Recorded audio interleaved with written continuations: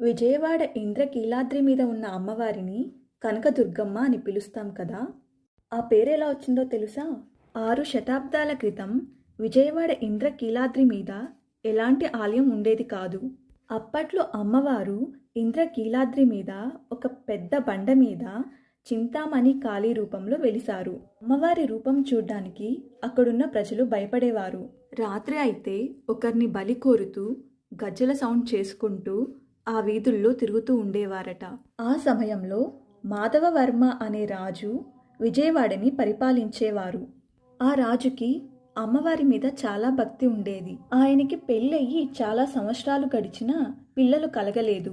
ప్రతిరోజు ఆయన చింతామణి అమ్మవారిని పూజించడంతో అమ్మవారు కరుణించి ఆయనకి ఒక పుత్ర సంతానాన్ని ప్రసాదించారు.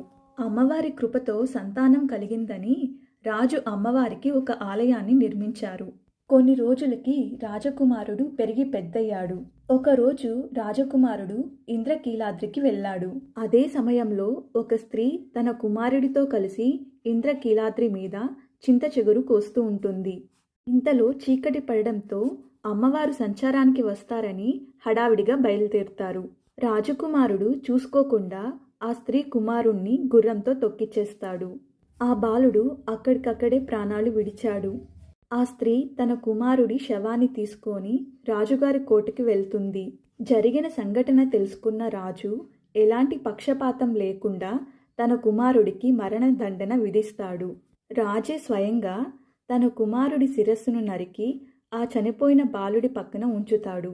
ఇంతలోనే ఆకాశం మబ్బులు కమ్మి ఆకాశం నుండి బంగారు నాణెల వర్షం కురుస్తుంది.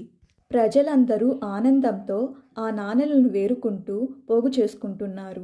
కానీ రాజు మాత్రం మబ్బుల్లో అమ్మవారిని చూస్తూ చాలా బాధపడుతూ, అమ్మా నువ్వే ప్రసాదించి నువ్వే బలి తీసుకున్నావా అంటూ బోరున ఏడుస్తూ ఉంటాడు. ఇంతలోనే రాజకుమారుడు ఆ బాలుడు ఇద్దరూ పరిగెత్తుకుంటూ వచ్చారు. ఆ రాజు చాలా సంతోషించాడు.